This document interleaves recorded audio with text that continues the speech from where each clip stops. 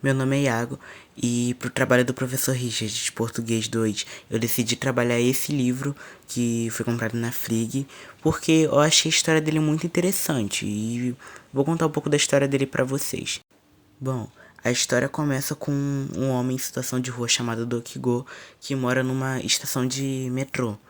E nessa estação um dia ele acha uma bolsinha que é tipo uma carteira e tem uns documentos e um número de telefone dentro. Então, ele liga para esse número de telefone e entra em contato com a dona da bolsinha, que é a senhora Ion. Nesse meio tempo, a senhora Ion já tinha percebido que ela tinha perdido a sua bolsinha. E ela meio que estava tentando lembrar onde ela tinha deixado, porque como ela já está com uma idade um pouco avançada, ela está com um pouco de dificuldade em lembrar de algumas coisas. Então ela estava tentando lembrar a todo custo onde ela tinha deixado essa bolsinha. Até que ela recebe essa ligação e fala que mais tarde iria voltar para buscar, já que ela estava indo para outra cidade agora e não teria como ela voltar, porque ela tinha que encontrar uma pessoa. Logo mais tarde, quando ela volta para poder pegar a bolsinha dela, ela vai até a estação e encontra com um cara. E lá ela vê um cara em situação de rua, um pouco estranho, mas que ainda está com a carteira dela, então ela só aceita de boa e pega a carteira. Aí ela ficou até com um pouco de receio dele querer cobrar alguma coisa dela, porque ele tinha devolvido a carteira pra ela. Só que isso não aconteceu e ele não cobrou nada pra ela. Só que como ela viu que ele era uma pessoa realmente honesta e que queria ajudar, tanto que a carteira estava intacta e ele não tinha pegado nada da carteira, como ela achou que ele iria fazer, por causa da primeira impressão que ela teve com ele, como ele foi honesto, ela decidiu que queria ajudar ele de alguma forma. E a senhora Ion, ela é dona de uma loja de conveniência num bairro próximo à estação. Então, ela ofereceu a ele que ele poderia ir lá a hora que ele quisesse e pegasse uma marmita de graça para poder comer quando ele não conseguisse comida nos dias que ele estivesse na estação. E por assim seguiu os dias, enquanto ele ia de vez em quando lá, e tinha dias que ele não ia, e a senhorinha ficava um pouco preocupada com isso.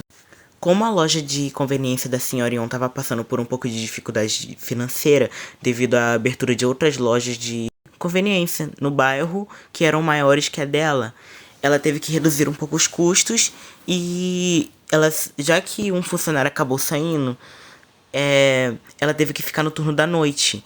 E era meio perigoso ela ficar no turno da noite sozinha. Então ela também, de vez em quando, ficava com a outra funcionária que ela tinha de meio período, que é a Shihyon.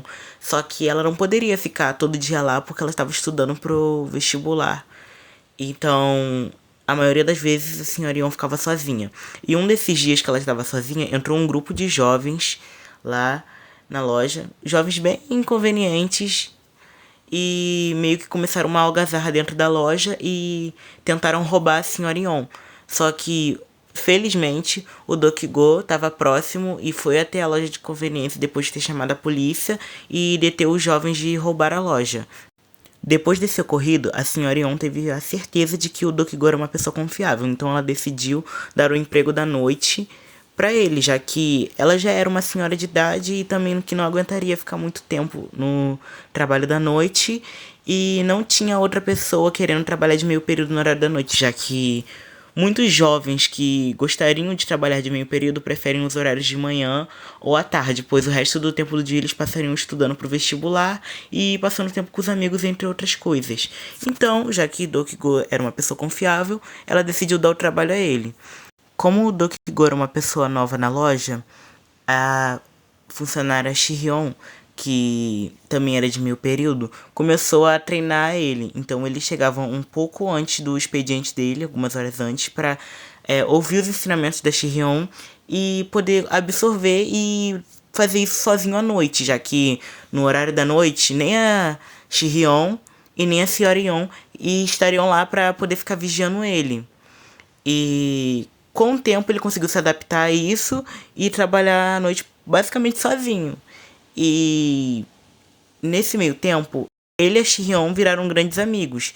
E também ele falou pra ela que ela tinha muito jeito pra explicar as coisas pros outros. E a Shihyon decidiu abrir um canal no YouTube pra explicar coisa até que pode ser bobas pra muitas pessoas, mas na situação da Coreia, nessa época em que os jovens estão procurando muito trabalho, ela decidiu abrir um canal mostrando como o sistema de caixa funcionava e acabou tendo até que um sucesso muito relevante, porque pra quem não tinha nada de views, ela começou a ter umas views interessantes e bons comentários nos vídeos dela. E nesse meio tempo, o filho da senhora Yeon, que é a dona da loja de conveniência, ficava meio desconfiado sobre o Dokigô, até porque ele achava que o Dokigô não era uma pessoa confiável por ele ter sido um morador de rua.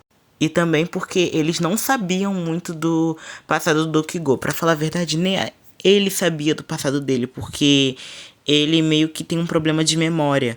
E ele não se lembra de muita coisa do passado dele e nem ele sabe se Dokigô é o real nome dele, que é uma coisa que ele deixou bem explícita nos primeiros capítulos do livro, enquanto ele conversava com a senhora Yeon.